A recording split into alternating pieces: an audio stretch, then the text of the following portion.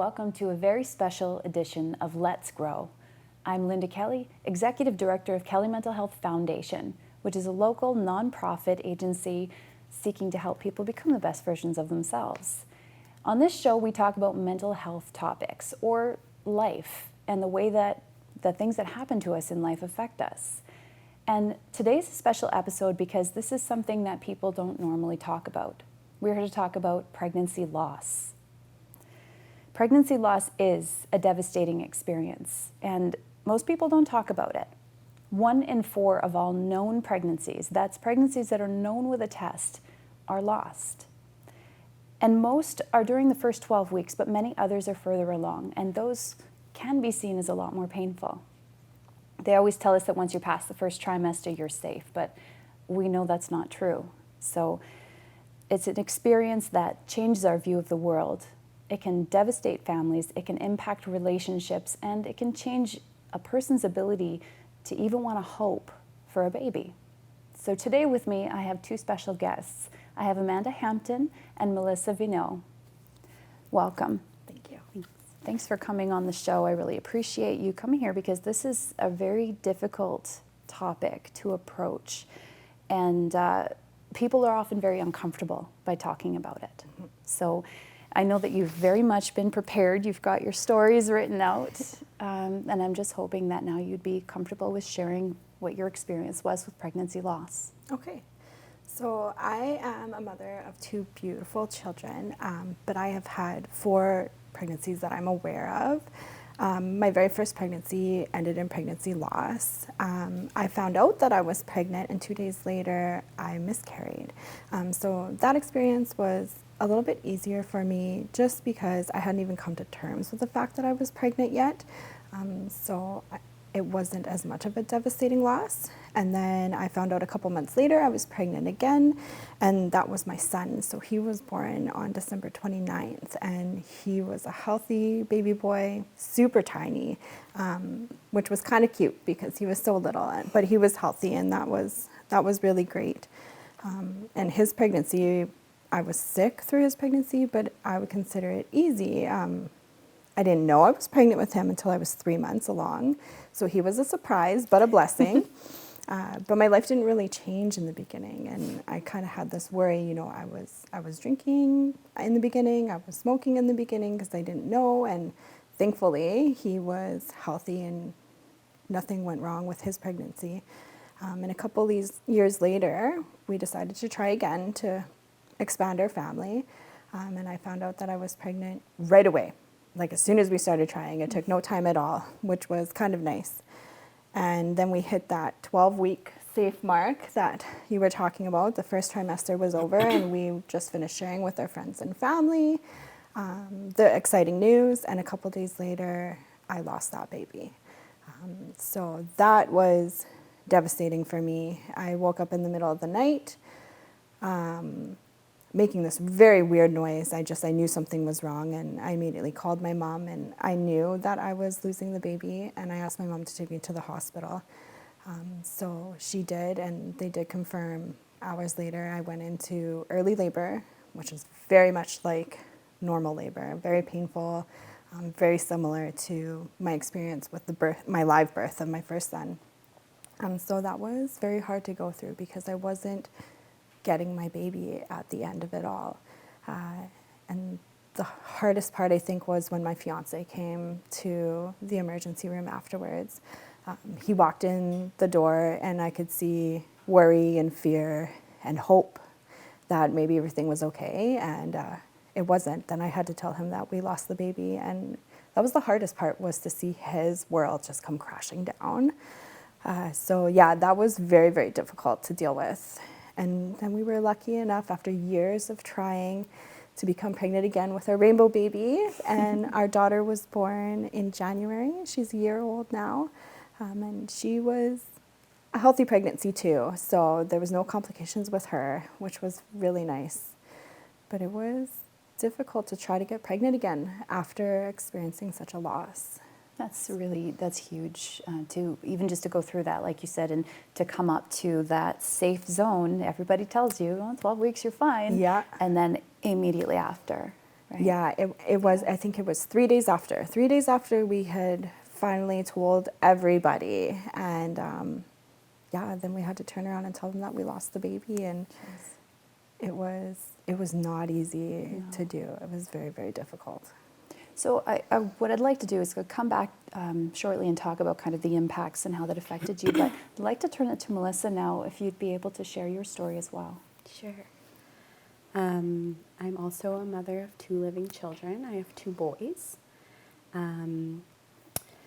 I've experienced 2 pregnancy losses, and they were consecutive. So my first son is 5, and with him, it was a really easy pregnancy. There was no complications. He was born full term and healthy, and that was great. A few years later, we decided to try again. We wanted to have our children somewhat close in age. That's the plan sometimes, but doesn't usually work out. So we found out we were pregnant, and we were so excited. And unfortunately, that pregnancy, at about 10 weeks, I miscarried. It was horrible. It was devastating. At that point, we weren't really sure what to think. Like, were we gonna be able to get pregnant again? Did we want to try again? I didn't know if I could go through that again. But I think our want of expanding our family outweighed that, and so we decided to try again. And I think it took about 8 months that time, and we found out we were pregnant again, and it was I felt every emotion possible. Like, we were so excited, but I was terrified. At this point, my son was a little older, so he understood what was going on. He knew that he was going to be a big brother. So we reached the 12-week mark, and that's when they tell you that everything's okay. And the doctor kept telling me, like, you need to stop worrying so much. Like, the chances of anything happening at this point are very, very rare.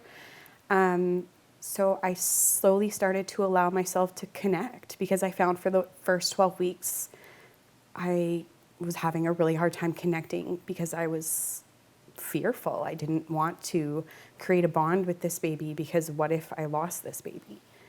So after the 12-week mark, we embraced it, and we were going to have this baby, and we planned a nursery, we bought clothes, and then it was about 5.5 months in, and it was the middle of the night. My husband was at work, and I woke up, and I was like, I knew something was off. The bed was all wet, so immediately I thought, oh, I'm bleeding or something. So I jumped out of bed, turned the lights on, and I wasn't. So in that moment, I was super confused. I didn't understand what was going on, and then I realized my water had broke. And in that moment, every emotion was going through. I'm like, it's too early. What's going to happen? I kind of went numb, to be honest. Like, I wasn't really sure how to react. So I called my husband at work. We rushed to the hospital. And they told us that my water had broke, and that unless the baby stayed in for another week, that there was nothing that they could do. So we waited.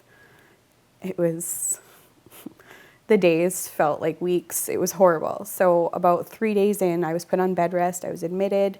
And about 3 days in, they told us that if the baby had made it another, I think it was 2 days, that they were going to send us to Toronto, because they would be able to give us the best care possible when the baby came. So there was this part of us that we had made it like 48 hours without going into labor, which we were told was rare. And so we had like this little bit of hope that we were like, okay, like, this is a good sign. Like, we need to make it 1 more day, 2 more days. Like, in the grand scheme of things, it's not long. Like, we can do this. So we started to allow ourselves to have that little bit of hope that this might be okay. And then I it all happened so fast. I got up to go to the washroom and I realized that I had had an umbilical cord prolapse. And in that moment, I knew that something was really wrong. So they rushed me to labor and delivery, and within moments of being there, they told us that he was gone. From that moment, it was, sorry. It's okay.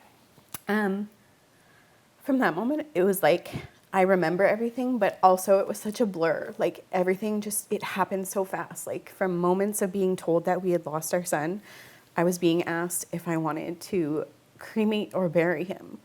And for me, that's always stood out because I was like, I haven't even like wrapped my head around the fact that our son's gone and you're asking me these questions. Like, I'm so thankful my mom was there that day because she was so amazing at navigating all of those things that I don't think that I could navigate.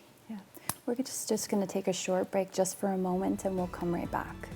Thank you. Stay with us.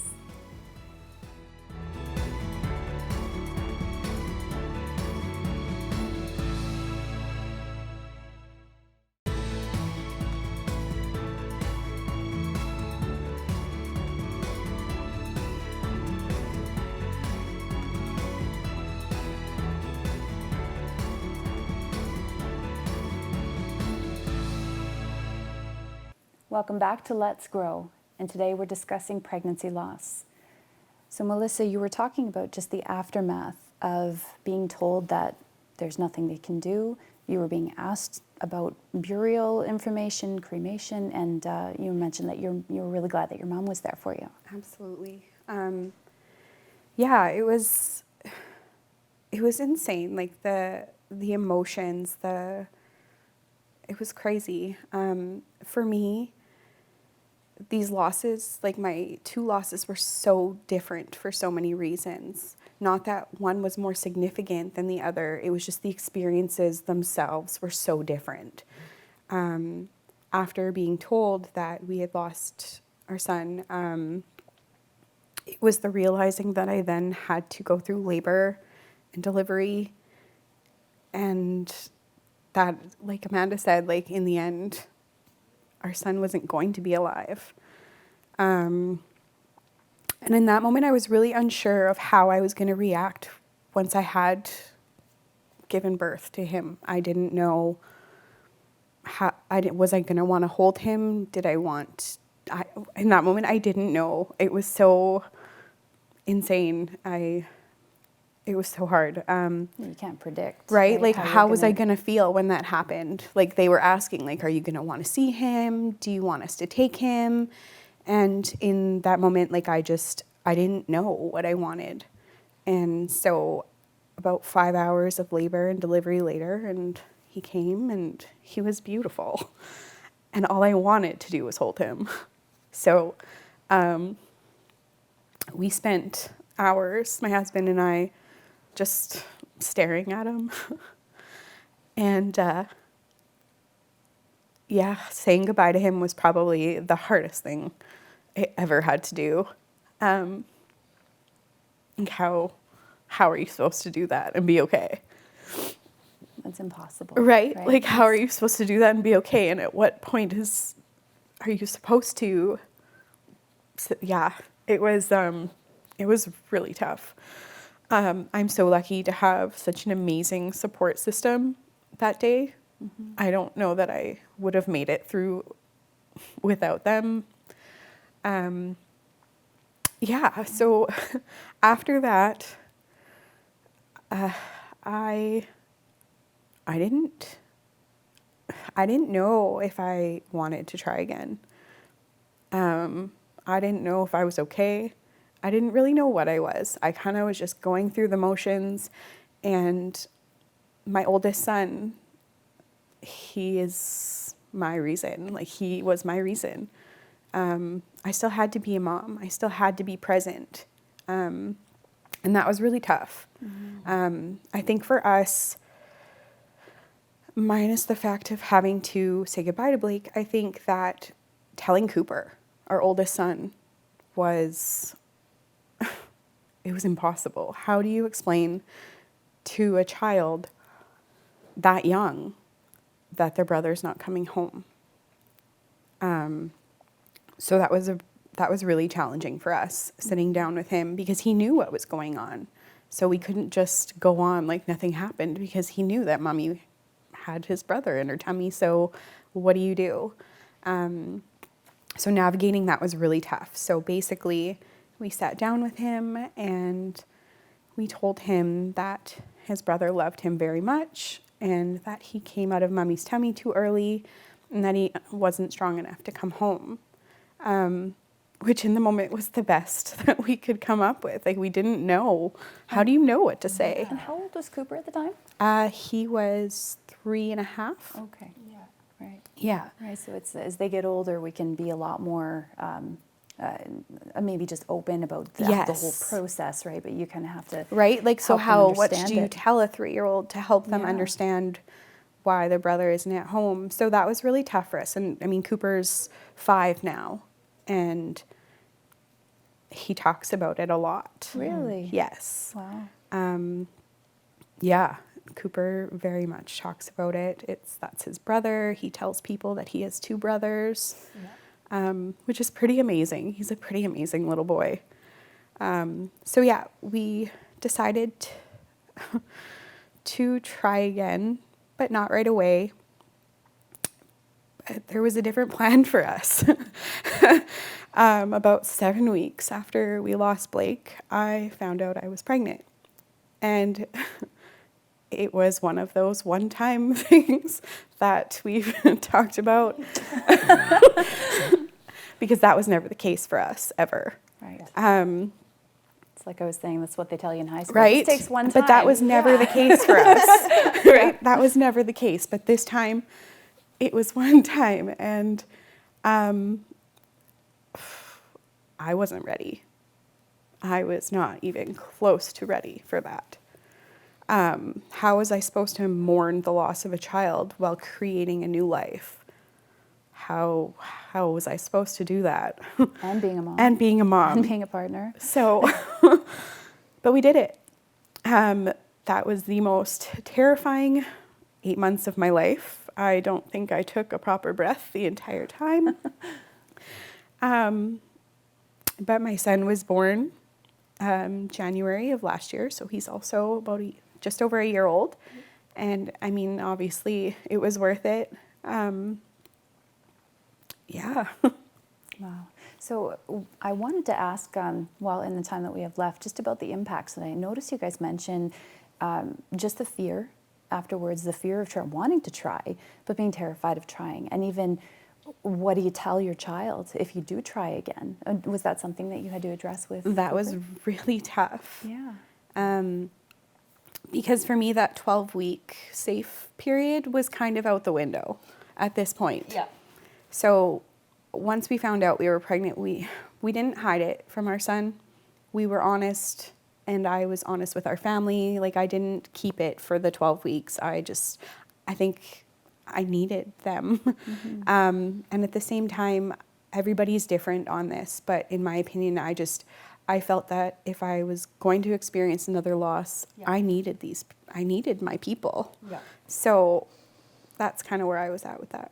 I do hear that happening a lot, that it's almost like once I want to say naivety of thinking, well, other people miscarry and I won't, and once that's over, it can be me, we're so much more open about it. Yes. It's so much easier to just go, yeah, well, we're trying. There is no safe zone where I can do a big announcement. Yeah. No. It just is what it is. It is. What's going to happen is going to happen. Yeah. It's completely out of your control. And that's the most scariest part, I think, Yeah. of the whole thing. Yeah. And to have a pregnancy after a loss you're scared the whole time. I was scared. I was terrified the whole time that something was going to go wrong. Yeah. We're just going to take a short break, and we're going to talk a little bit more when we come back about the impact of pregnancy loss. Stay with us.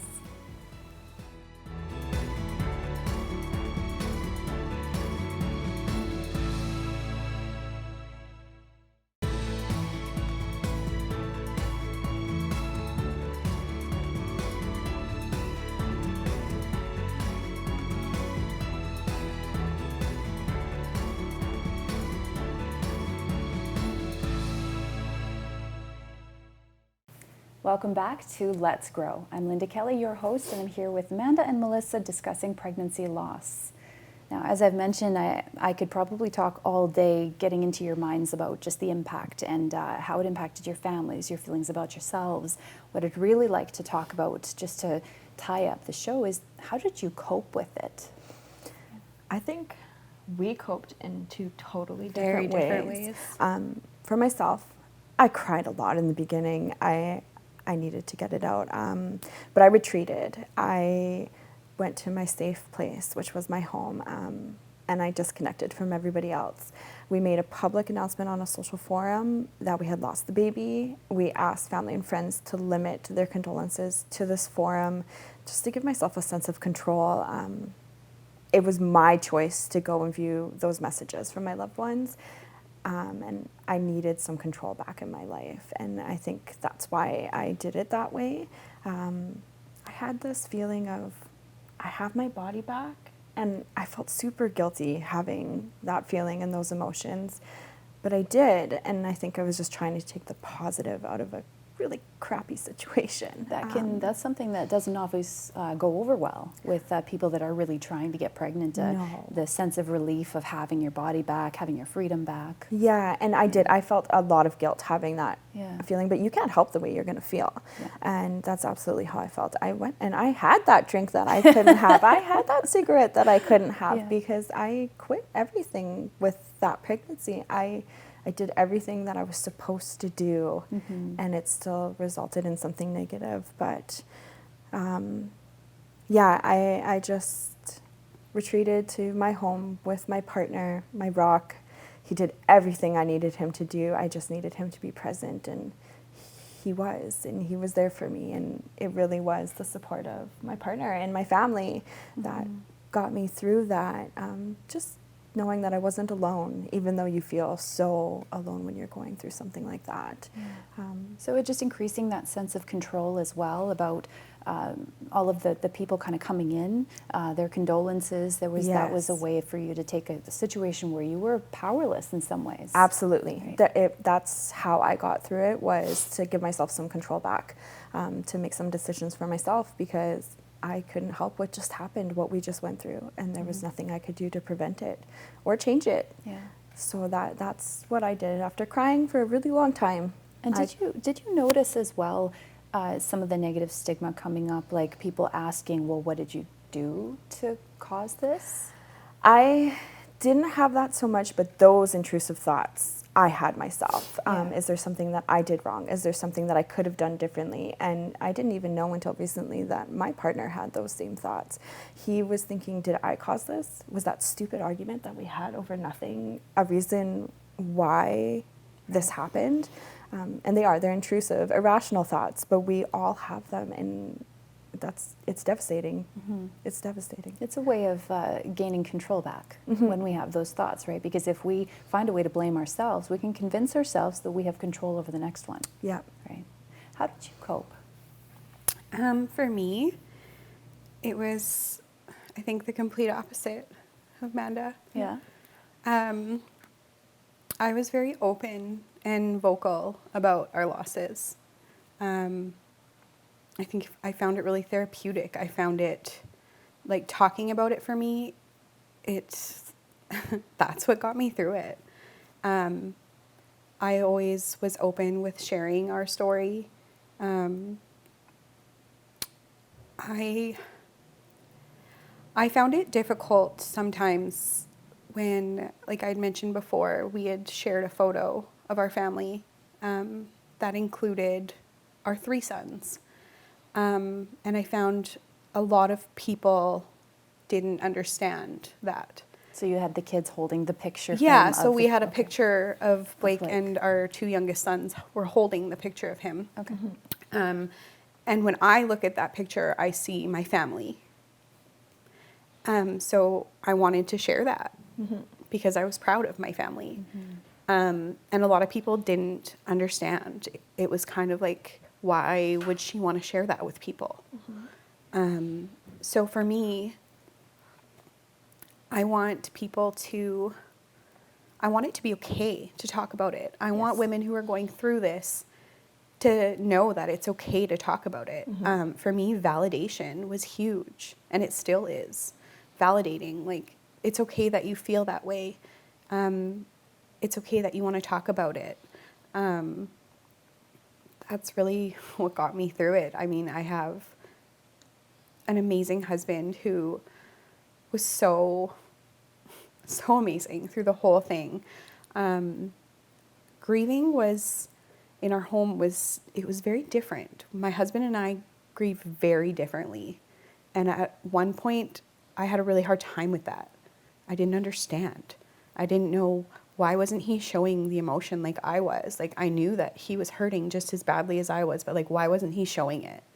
And I had a really hard time understanding that everybody grieves differently. So that took a while. But grief is crazy. It is. It's, nobody can explain it. It's literally a roller coaster. It comes and it goes. And I'm coming up on 2 years since we lost Blake, and I'm still grieving. But yeah, for me, talking about it, sharing, being open about it has been really good for me. That's wonderful. I want to just thank you guys so much for coming on and talking about this. And as we've discussed, if people are still feeling isolated about this, or people are still shocked or surprised that something like this can happen to them, we're not talking about it enough. No.